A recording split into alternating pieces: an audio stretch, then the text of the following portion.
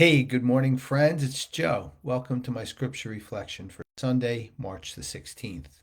Hope you're doing well on this Sunday morning. I could start out with explaining what happened last Sunday when I told you I wasn't going to be able to be with you. What had happened was early that morning, we received a call that our daughter's water broke.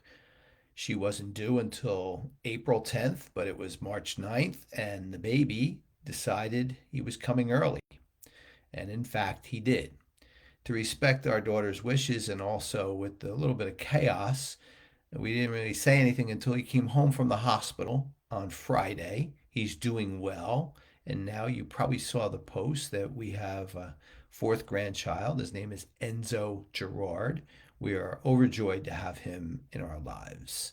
So that was what was going on last week. I still tried to be here because I am dedicated to this cause, but it was just a little bit challenging.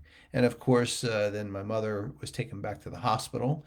She still remains there, although she is doing a little bit better. She does have kidney disease, and we're going to have to keep an eye on it going forward.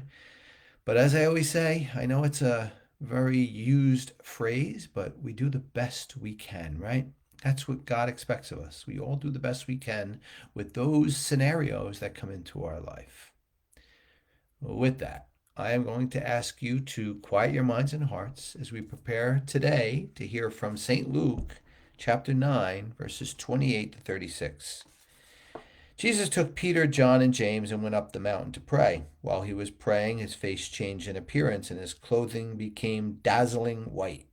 And behold, two men were conversing with him, Moses and Elijah, who appeared in glory and spoke of his exodus that he was going to accomplish in Jerusalem.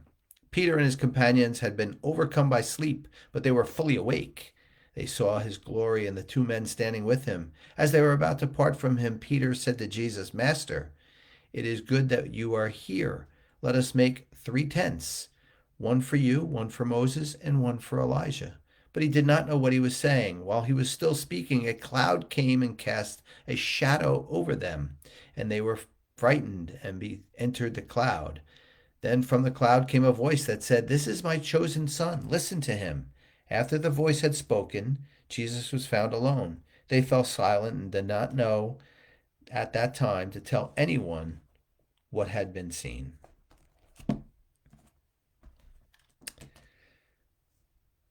We all live with many phrases in our life, a few that are appropriate to today. Shed some light on that. Meaning when something is confusing, something is a little bit perplexing to us, we shed some light on it to understand it better. Another one, which I need to explain a little bit, is when the lights are on, the rats scatter, right? Meaning that when you turn the light on something of the truth, those that are undesirable kind of run away and are frightened by it. But that's where we need to explain. Animals get a bad rap on some of these sayings. I know most people don't like rats, but they are very loving, sentient, caring, compassionate creatures. So we'll just leave it at that for now and more on that at a later time. But in context, we know what that saying is used for. Well, my friends, that kind of brings us to the real point of this gospel. Jesus becomes dazzling white. The light is on him by God. The light is on his clothes, his face, and all of a sudden we are almost blinded by this light. But it does shed light on some things for us, and it does have the rats scattering.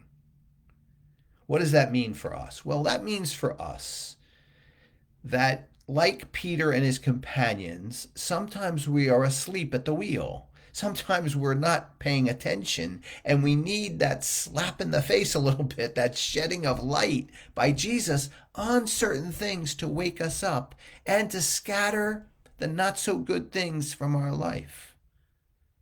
I'm not going to point out to you what they might be because I know that you know them already. We all do. I have those moments where I will be somewhat asleep, if you will, not literally, but figuratively. And all of a sudden, I'm doing something that I know is not wholesome for me and certainly not in the best interest of my life of faith and my relationship with Jesus. And then all of a sudden, somehow, through something that clicks in my brain, the light is shed on it. And I do the best I can to amend that behavior, amend that way. Nothing real bad. I don't think anyway. I like to think not. But we all have some, don't we? We all have moments that we know, whether it's maybe it's gossip. Maybe it's something that we shouldn't be saying, a word we shouldn't be saying. Maybe it's something that we're doing at that moment that's really not in our best interest. You know what they are. They're a bunch of little things, but like Peter, we could be asleep and not realize them, and we need the light shed on them, and then we need to act. That's the important part. Then we need to act, and we need to do the best we can to amend those behaviors, see the real Jesus' light shining on us in a positive way, and move forward with our life of faith, because that's what's most important, not only during Lent, but all times of our life. Well, my friends, that's my message for you on this Sunday. As always, I hope it was helpful.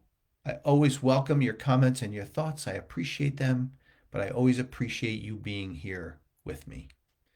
I wish you all a wonderful Sunday, and I look forward to seeing you back here on Tuesday for an animal spirituality video. Take care.